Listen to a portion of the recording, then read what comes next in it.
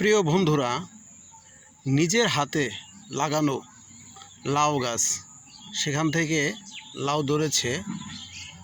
লাউটা দেখেন, অনেকটা বড়ই হয়েছে।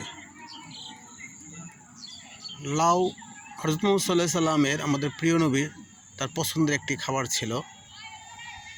এই যে আমার লাউয়ের গাছ, লাউয়ের বাগান। এখানে কিছু কিছু লাউ আছে যা অনেকটা বড়।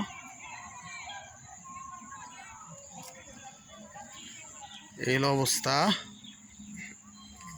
আপনারা বেশি বেশি এই শীতের যে সবজিগুলি আছে সেগুলো খাবেন, শরীরের জন্য প্রচুর উপকার। লাউ খেতে পারেন। লাউ খেলে পেটটা ঠান্ডা থাকে এবং কি পেটের কোষ্ঠকাঠিন্য সহজেই দূরীভূত হয়। ধন্যবাদ।